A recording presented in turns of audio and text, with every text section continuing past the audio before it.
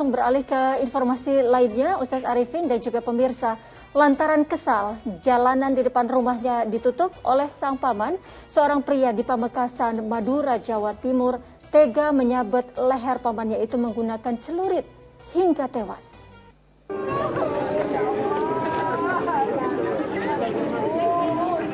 Wanita ini terus menangis saat meratapi kematian suaminya yang tewas bersimbah darah akibat terkena sabetan celurit yang dilakukan oleh keponakannya bernama Haryadi di Kabupaten Pamekasan, Madura, Jawa Timur.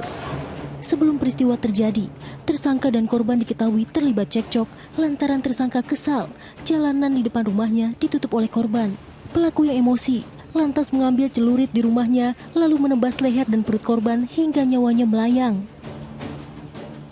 Ya, ini memang diduga adanya kasus pembunuhan, namun ini masih dalam proses penyelidikan. Motif sementara mungkin dan masih belum bisa, kita belum bisa mengutarakan. Ya? Nanti kita kasih tahu lagi perkembangan ya. Selain mengamankan tersangka, polisi yang datang ke TKP juga menyita barang bukti sebilah celurit. Sedangkan jenazah korban langsung dibawa ke RSUD Pamekasan guna menjalani otopsi. Hingga kini, petugas pun tengah mendalami motif dibalik pembunuhan lantaran diduga ada unsur dendam lama antara tersangka dan korban. Fatur Rosi melaporkan dari Pamekasan, Madura, Jawa Timur. Innalillahi wa inna ilaihi raji'un. Kasusnya tadi yang kita lihat memang bermula dari dugaan korban yang menutup jalan hingga pelaku geram dan membunuh korban.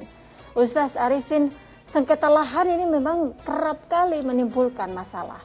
Nah, dalam Islam, bagaimana cara terbaik menyelesaikan kasus sengketa lahan ini, Ustaz?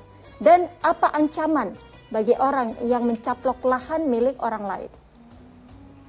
Ya, Pak Putri, jadi dalam Islam saya kira salah satu prinsipnya ajaran yang diajarkan oleh Rasulullah itu tidak jauh beda dengan yang berlaku pada masyarakat kita sekarang. Ya, setidak-tidaknya pembagian hak tanah itu harus jelas. Jadi mungkin ini ada ketidakjelasan antara ponakan atau pamannya ini mengenai status tanah yang dijadikan jalan itu sehingga menimbulkan kesalahpahaman sampai bahkan konflik yang membunuh nyawa. Nah, itu barangkali salah satu penyebabnya karena tidak jelas statusnya. Nah, karena itu sejak awal seharusnya ketika ada tanah milik seseorang yang diwakafkan atau disedekahkan untuk fasilitas umum, jalankah atau untuk lapangan sepak bola kah atau apa, itu harus dicatat dan diketahui oleh pihak-pihak yang terkait. Harus mendapat persetujuan dan seterusnya. Kalau tidak ada catatannya, maka ini sangat besar potensinya untuk menimbulkan konflik semacam ini. Nah, yang kedua tadi ada pertanyaan dosanya seperti apa. Itu Rasulullah SAW sudah pernah mengingatkan kepada kita, jangankan lahan yang panjang lebar seperti jalan itu ya, mengambil satu jengkal saja tanah milik orang lain tanpa dengan cara yang tidak benar, ya menggosop lah istilahnya, itu merampas tanah orang lain, itu ancamannya neraka. Kata Rasulullah SAW, itu ancamannya neraka. Ya, kita tidak tahu tentu saja di neraka sudah api yang sedemikian beratnya gitu ya. Janganlah, nauzubillah, kita jangan sampai merasakan itu. Itu yang sejengkal. Bagaimana dengan yang kemudian bermeter-meter, berpuluh-puluh meter, yang itu bukan milik kita. Jadi memang kita harus hati-hati betul dalam hal tanah ini.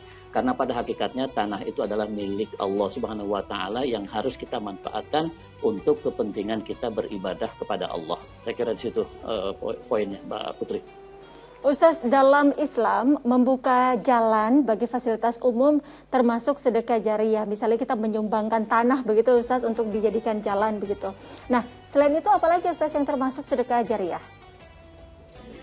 Cukup banyak. Nah, salah satu yang dianjurkan oleh Rasul ya, yang kaitannya dengan jalan itu adalah menyediakan air minum. Air minum. Jadi ini sekarang ini bukan hanya sekarang ya, dari dulu. Nah, di negara-negara Arab seperti di Arab Saudi, di Mesir, itu banyak kita lihat di depan rumah, di jalan depan rumah orang menyediakan pendingin air yang sudah didinginkan untuk siapa saja yang lewat di tempat itu. Ketika haus ambil, bahkan ada yang bawa botol kemudian diisi botolnya untuk perjalanan. Nah, itu mengapa dianjurkan sekali. sebetulnya ada satu hadis yang membuat ulama-ulama itu menganjurkan sedekah jariah semacam itu. Hadisnya itu terkait dengan orang yang menyelamatkan anjing yang sedang kehausan. Nah, ketika orang itu menyelamatkan anjing yang kehausan dengan cara dia mengambil air dari sumur lalu meminumkan kepada anjing, dan kemudian Rasulullah mengomentari bahwa orang itu mendapat ganjaran luar biasa dari Allah, dosanya diampuni lalu dia mendapat surga. Nah, itu menjadi motivasi agar kita juga memberi air minum kepada orang. Anjing saja dibegitukan perlakuan kita dan mendapat pahala besar, apalagi kalau kita menyediakan air minum untuk manusia. Nah, yang kedua selain air minum, sumur, ya pokoknya sumber-sumber yang kira-kira bisa menjadi kepentingan bersama. Sumur kan kepentingannya bukan cuma untuk minum ya, untuk mandi, untuk segala macam yang kita sebisa mungkin ada di dekat jalan yang mudah diakses. Nah, kalau kita bisa membangun itu, menyumbangkan itu, bersedekah itu juga luar biasa. Pahalanya mengalir terus walaupun kita sudah meninggal dunia. Nah, dan ini belakangan juga saya melihat banyak anjuran untuk melakukan sedekah, membangun atau menggali, mengebor sumur di titik-titik yang agak kering atau susah didapatkan air. Nah, itu pahalanya luar biasa.